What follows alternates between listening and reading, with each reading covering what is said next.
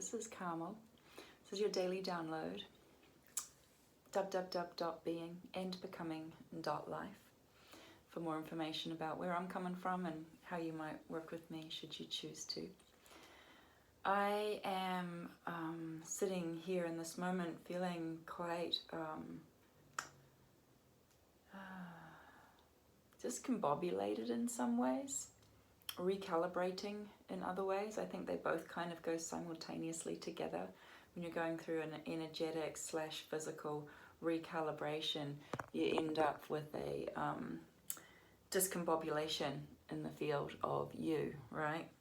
And in that field of me, as this recalibration of self happens, I tend to have this kind of headachy feeling and fogginess and can't quite think straight and can't feel quite right. And so I find it's really important to slow down and really drop into myself and feel what's true for me.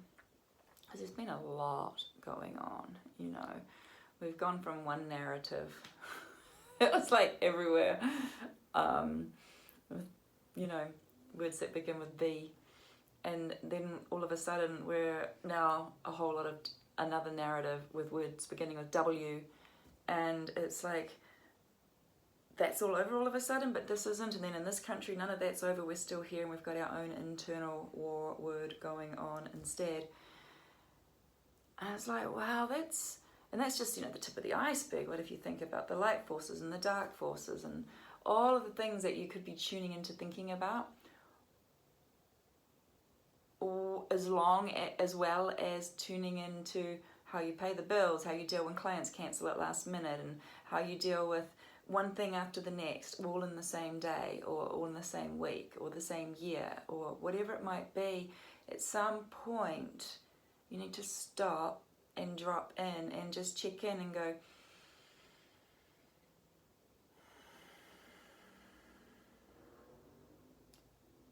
what's happening inside of me? What's happening in my world? How do I feel in this now moment? What's my truth? What's true for me? And when we really do feel into what's true in our own microcosmic cell of the greater macrocosmic organism, and we take care of whatever's going on inside of our own cell, our own inner network, with consciousness, with awareness, with nutrition, with nourishment, with love, with care, with connection, with commitment, with loyalty, with kindness, all of these things for ourselves, then we each start to, this is how we do the work in the whole, in the microcosmic organism of which we're all a part. We're each a cell, we're each a node of humanity, a node at a deeper level of consciousness. So as a node of experience in the greater collective, how are you taking care of yourself, right? How are you taking care of you and what you've got going on in your world?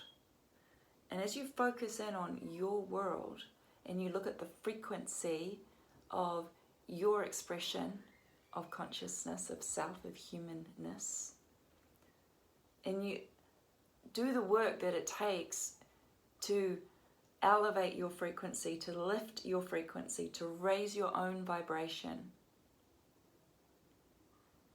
you're doing the work on a greater collective level. This is how it works. We ripple out to everybody and everything on the planet.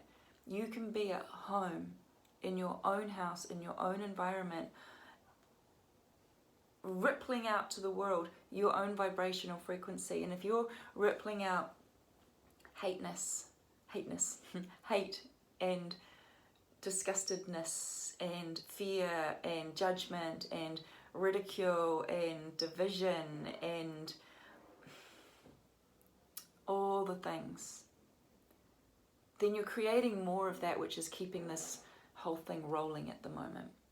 But if you stop and drop into that which is kind and loving and inclusive, and that which you can see and meet and be held by within yourself, here in this now moment, without casting further judgment or divisiveness to whatever's going on outside of you, then you're creating for yourself an increase in vitality and vibrational frequency that affects the rest of humanity.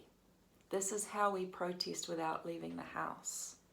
You know, we don't buy in to the darkness. If it's creating more segregation, more division, more polarization, more bifurcating, if it's creating more of that which pulls us apart, more distance, more disconnection, more isolation, if it's promoting more of that, it's not healing, it's not nourishing, it's not protecting, it's not keeping safe. It is doing the complete opposite of all those things, and it is disconnecting you, most importantly, from your source connection. And when you are disconnected from your source connection, you are disconnected from your power. And if you're disconnected from your power, then you go outside of yourself to find out how to do the next thing, or what to do, or how to look after yourself. And you believe what you're told very quickly and very easily. And when you believe what you're told outside of you and it doesn't resonate inside of you, but you still do it anyway, like someone in your family is sick and you put them in a room and you feed them through the door without connecting with them, that's not healthy. That's not protecting them or you. That's breeding more division.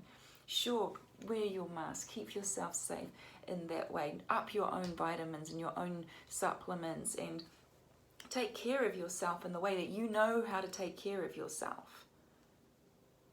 But when we connect, when we come together from our source connection, from the power of our root, we come together in power, and we come together in a way that allows us to ascend from this heaviness to become lighter, to be freer, to elevate ourselves above what's going on by moving through what's going on. There's no avoiding it. There's no shutting it out. We have to go through this shit. But the best way to go through this shit is to feel it. We have to feel everything. We have to feel the discombobulation. We have to feel the pain, the suffering, the fear. And when we really, really feel it, it dissolves, because then it hasn't got any energy to thrive off of anymore, and it stops looking for a source connection from you or from others, because it's not able to get it, because your light is too bright. You shine too bright for it to bring down. And if it can't bring you down, it can't survive.